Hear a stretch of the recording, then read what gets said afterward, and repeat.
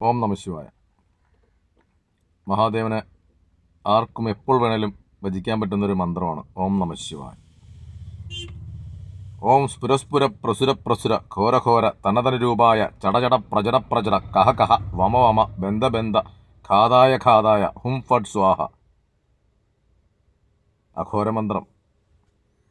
ഓരോ മന്ത്രത്തിനും അതിൻ്റേതായിട്ട് പവറുകളുണ്ട്. ചുമ്മാ ഒന്നും കാണുന്നിടത്തിട്ട് ഇരുന്നൊന്നും ജപിക്കാൻ പറ്റുന്ന ഓരോ കാര്യങ്ങളല്ല, അതിനൊക്കെ അതിൻ്റേതായിട്ടുള്ള രീതികളുണ്ട്. ഇന്ന് പലരും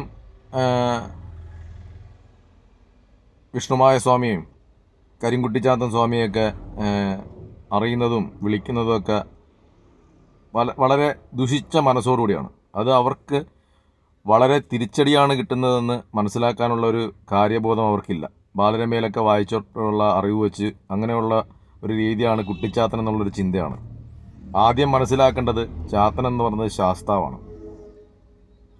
ശബരിമലയിൽ എന്തോരം പ്രയാസമുണ്ട്. വീട്ടിൽ പണ്ട് കാലങ്ങളിൽ വിളക്ക് കത്തിച്ച് വെച്ചിട്ട് തിരിച്ചു വരുമ്പോൾ വരെ ആ വിളക്ക് കത്തിച്ചു വെക്കും. അതിൻ്റെ കാരണം എന്താണെന്ന് വെച്ചാൽ പോയി കഴിഞ്ഞാൽ തിരിച്ചു വരുമെന്ന് ഉറപ്പില്ലായിരുന്നു. പക്ഷേ പോയി തിരിച്ചു വരും. നല്ല വ്രതശുദ്ധിയോടുകൂടി 41 ദിവസത്തെ വ്രതമെടുത്ത് കാൽനടയായി കഷ്ടപ്പെട്ട് അയ്യപ്പനെ മനസ്സിൽ ധ്യാനിച്ച് ശാസ്താവിനെ മനസ്സിൽ വിചാരിച്ച് ഭജിച്ചുകൊണ്ട് പോകുന്ന ഒരു ഭക്തനെയും ഒരു സ്വാമിയെയും ഇന്നേ വരെ കൈവിട്ടിട്ടില്ല.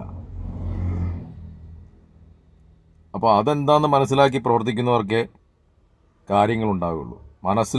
മനസ്സിൽ ദീപം തെളിയിച്ച് 41 ദിവസം നോയമ്പ് നോറ്റ് വിളിക്കുന്നവനെ സ്വാമി അനുഗ്രഹിക്കും, കൈവിടില്ല.